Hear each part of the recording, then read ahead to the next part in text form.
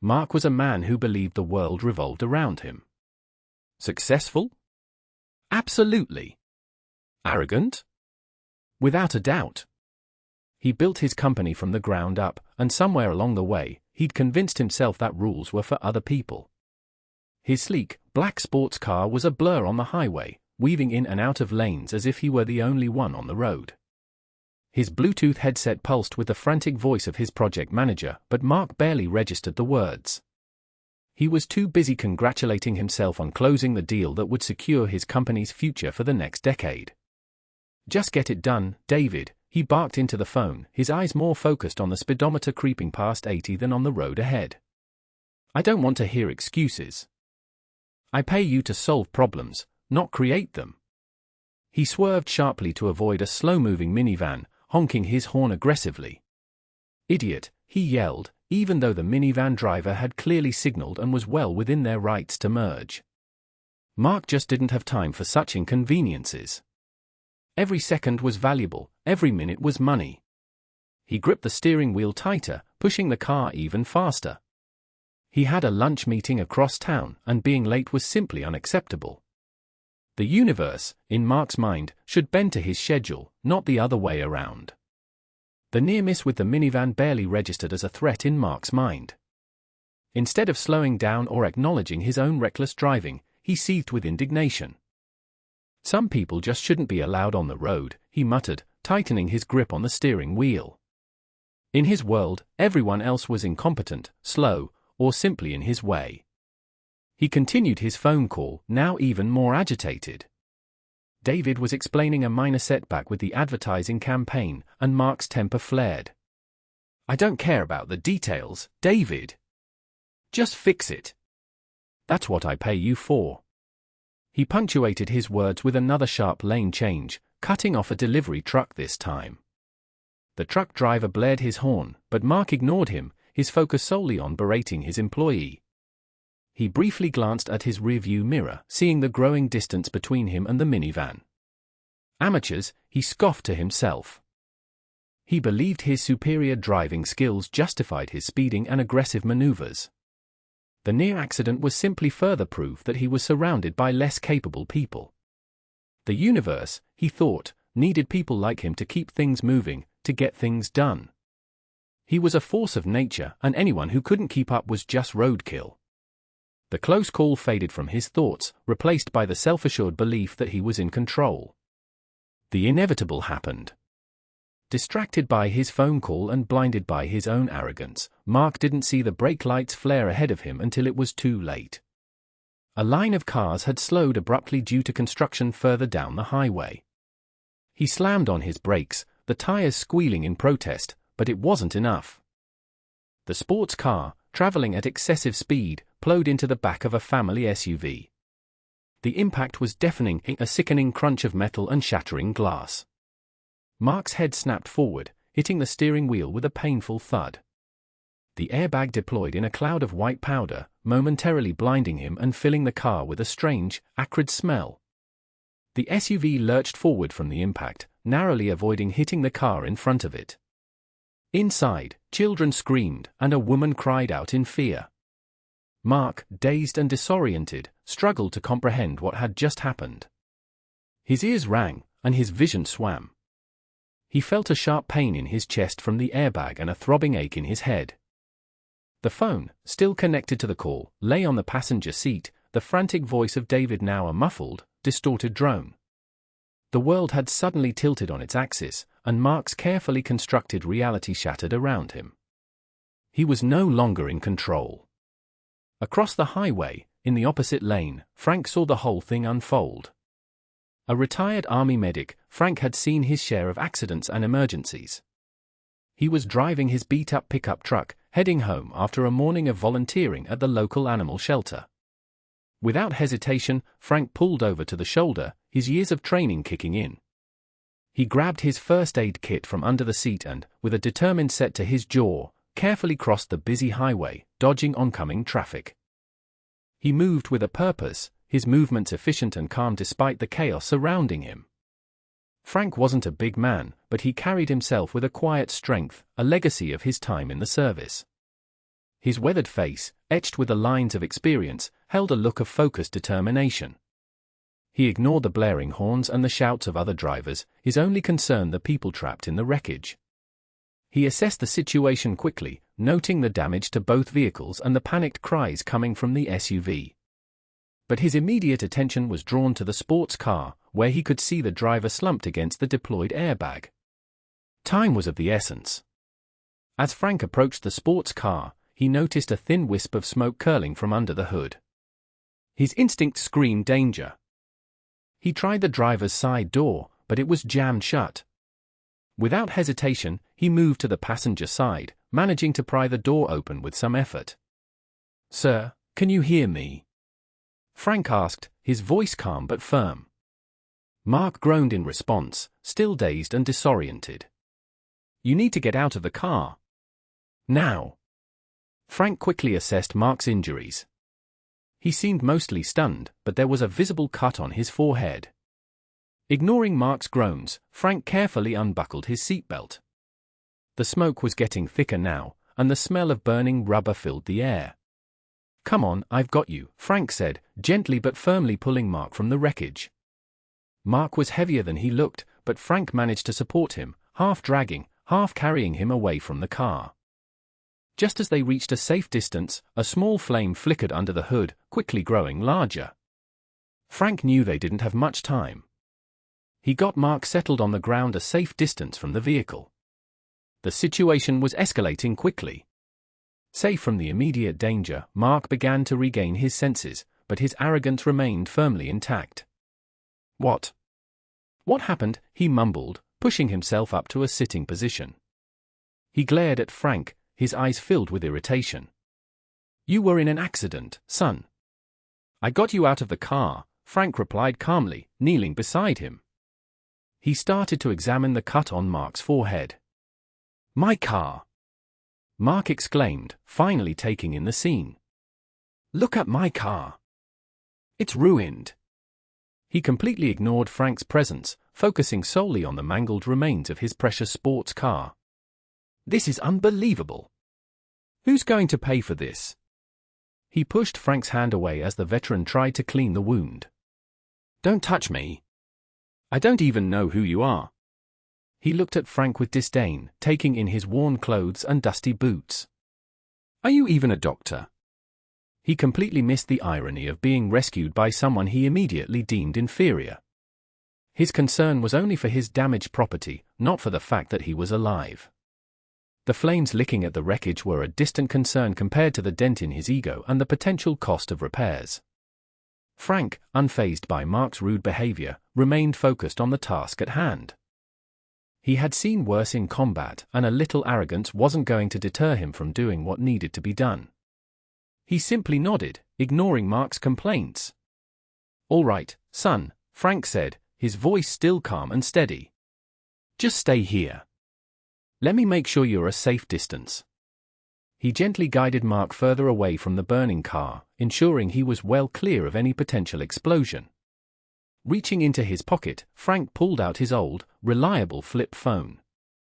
He dialed 911, reporting the accident and the fire.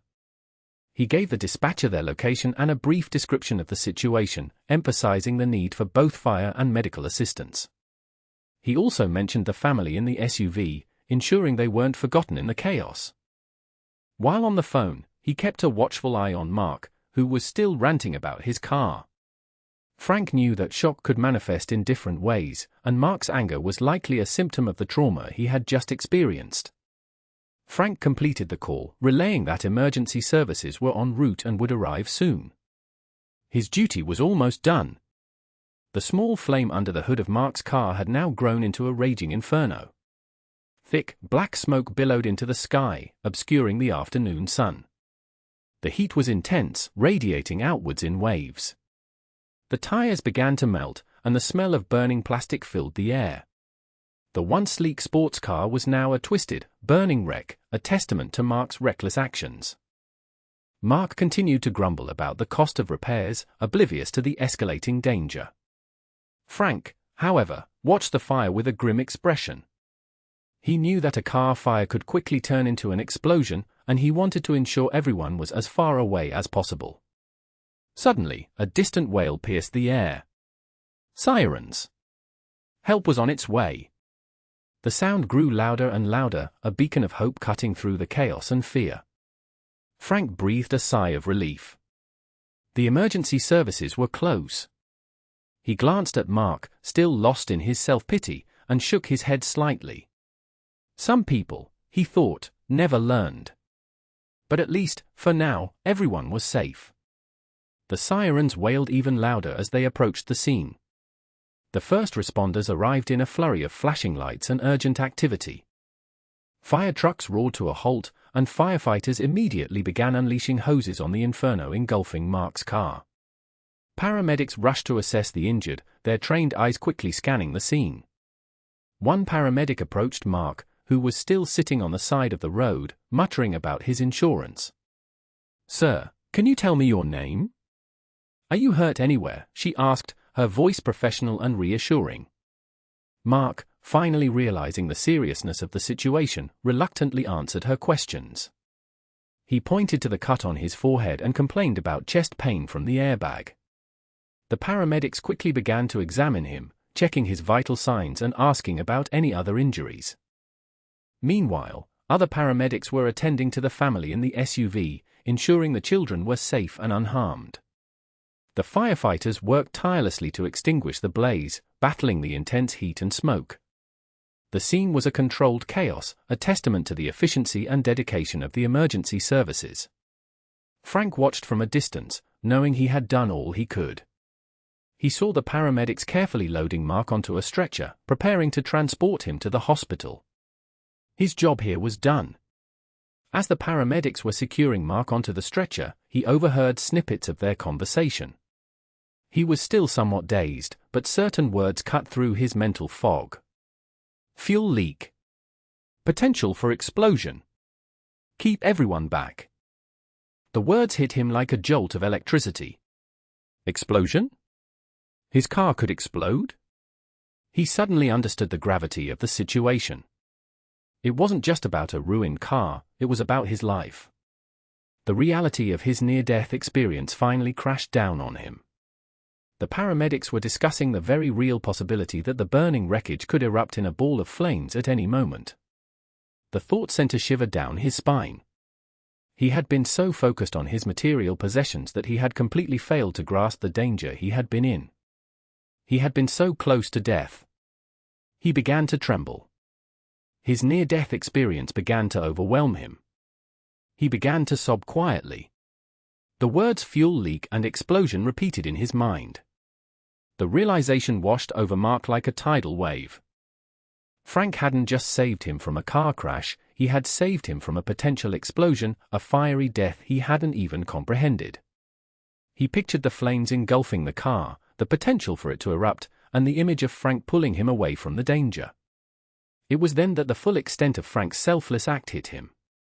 He had been so rude, so dismissive, so utterly ungrateful to the man who had risked his own life to save him. Shame flooded through him, eclipsing the pain from his injuries. He remembered pushing Frank's hand away, complaining about his car, and questioning his credentials. How could he have been so blind, so arrogant? He finally understood that life was precious, and he had almost lost his. More importantly, he understood that kindness and selflessness were far more valuable than any material possession or business deal. He was alive because of Frank, a man he had treated with nothing but contempt. The weight of his actions pressed down on him, heavier than any physical pain. He had been given a second chance, and he had treated his savior with disdain. The regret was immediate and profound. A wave of desperation washed over Mark. He needed to find Frank. He needed to apologize, to express his gratitude, to somehow make amends for his appalling behavior. As the paramedics wheeled his stretcher towards the ambulance, he craned his neck, scanning the crowd of onlookers and emergency personnel. "Wait," he called out, his voice hoarse.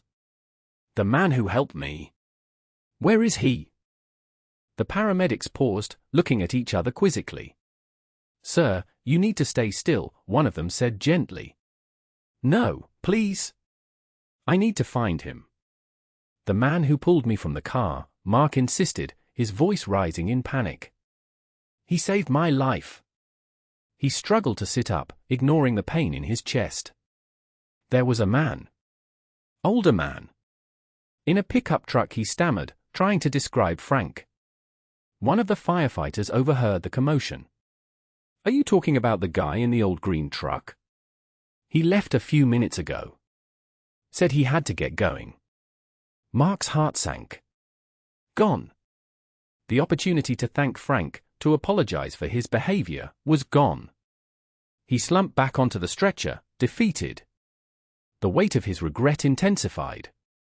He had been given a chance to right his wrong, and he had missed it. As the ambulance sped towards the hospital, Mark lay on the stretcher, consumed by regret and shame. The flashing lights outside mirrored the turmoil within him. He replayed the events of the past few minutes in his mind, each memory a fresh wave of guilt. He had been so arrogant, so self-absorbed, so utterly blind to the kindness of a stranger. Frank had risked his life to save him, and Mark had repaid him with rudeness and disdain. The memory of pushing Frank's hand away burned in his mind. He had treated a hero like he was nothing. He thought about his life, his relentless pursuit of success, his constant need to be in control. He had built his empire on ambition and a belief in his own superiority, trampling over others along the way. He had valued money and status above all else, forgetting the importance of human connection and compassion. Now, lying on a stretcher, facing the consequences of his reckless behavior, he saw the emptiness of his achievements. Frank's selfless act had exposed the hollowness of his own existence. The regret was overwhelming, a crushing weight on his soul. He knew he had to change. He needed to change. The memories flooded Mark's mind, unbidden and unwelcome.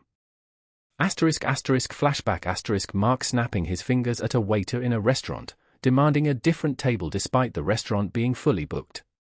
Do you know who I am? He'd sneered. Flashback Mark berating a store clerk for not finding the exact item he wanted, even though it was clearly out of stock. This is unacceptable. I expect better service. Flashback Mark complaining loudly to an airline attendant about a minor delay, demanding special treatment and threatening to report her to her supervisor. I have important meetings to attend. My time is valuable. Flashback Mark impatiently honking his horn at an elderly woman struggling to cross the street, then rolling down his window to yell, "Come on, lady. Get a move on." Each memory was a stark reminder of his consistent arrogance, his entitlement, his complete disregard for the feelings of others. He had treated service staff like they were invisible, like their time and their feelings didn't matter. He had consistently acted as if he were superior, as if the world owed him something.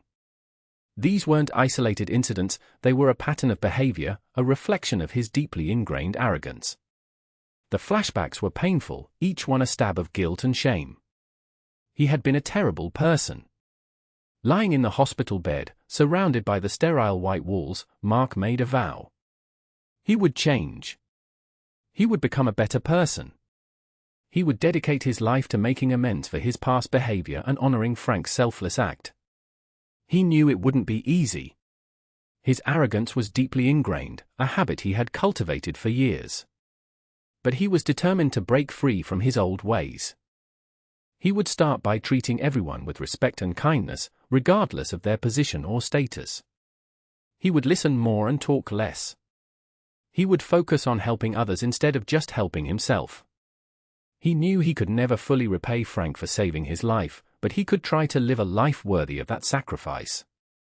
He would search for Frank, not to ease his own guilt, but to genuinely express his gratitude and to offer whatever help he could. Even if he never found him, he would carry Frank's example with him, a constant reminder of the importance of humility and compassion. He was a changed man, haunted by his past but determined to build a better future, one act of kindness at a time. The 7 minutes after the crash had changed his life forever.